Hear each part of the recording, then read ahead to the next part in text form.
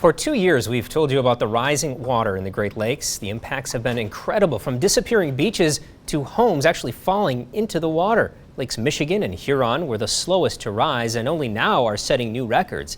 In our special series, Rising Waters, Rising Concerns, we're diving deeper into the rising water issue with a new focus each month. Chief Meteorologist Tom O'Hare is live in Manistee. In part one, he explains what's going on and how we got here. Tom?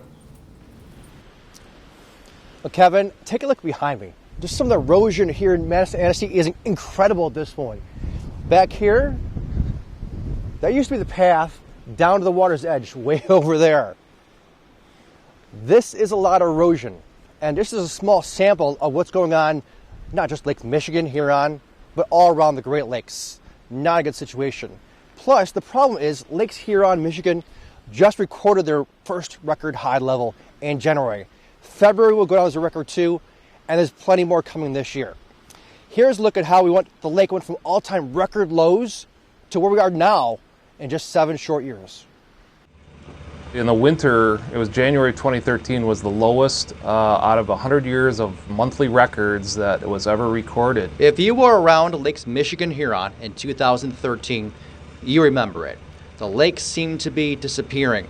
Records say those 2013 numbers beat the low water level numbers of the 60s. People were worried. And so I kept saying, I know the system can rebound. I don't know how quick it can rebound. The rebound started that winter. And now it rebounded twice as fast as we saw in the 60s. In 7 short years, we've gone from an all-time low to a new monthly high. So should be a challenging year still as we try to all together get through this. This next year isn't going to be easy.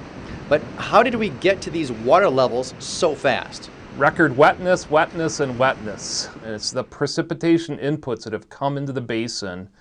It seems like we're getting more moisture from the Gulf of Mexico area, but we have just had wetness. It didn't happen all at once, but one rain event last summer helped prove the point. Michigan did set their 24-hour all-time record in, it was in Mason County, and it was in July of 2019. It was an incredible amount in 24 hours, like 13 inches or something.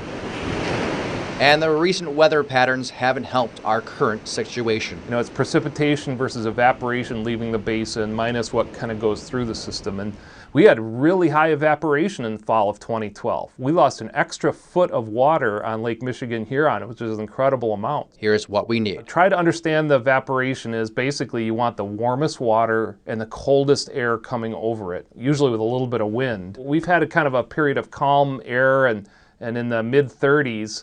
Even though there's low ice cover right now, there's probably very low evaporation happening because there's not any differential. The water is probably 34, 35 degrees, and here's the air 34, 35 degrees. So what you really want is we want water in the 40s and we want air in the zeros. When we're coming into fall, the water has such heat capacity as it's heated up all summer long.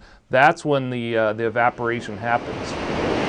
Another thing that's very limited right now is shore ice. Ice starts along Lake Michigan or Lake Huron and kind of forms out for the first 20, 30 feet. And when that ice forms there, then that allows that to take the brunt of the wave energy. And that really buffers the shoreline. All these conditions working against us has led to records we don't want. In January, we broke the record for Lake Michigan and Huron, and as well as Superior. So Superior, we have 100 January records, and now that's the highest. The previous high was in 1986 in January, and now it's a third of an inch higher on Lake Superior. But the more impressive one is the Michigan Huron one, because again, in the same 100 years of January records, we have broken it by 3.12 inches. And the combined surface area of Lakes Michigan and Huron, that is 45,000 square miles of the Earth's globe. So 3 inches of water is just quadrillions of gallons.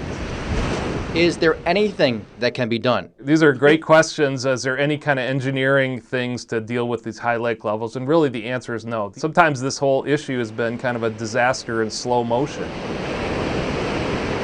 Over the next year or so, we'll be doing in-depth reports on the water levels issues around our great state. If you have a story please email us. This is kind of one of those situations where our cities, townships, villages, and homeowners have to have a rainy day fund, and rainy day may turn out to be high lake levels fund. And as the waters continue rising, expect more problems this year. Of course, next month we'll dive into what landowners are doing to protect their property. And if the water is impacting you, please email us. I'm Chief Meteorologist Tal O'Hare, live here in Manistee.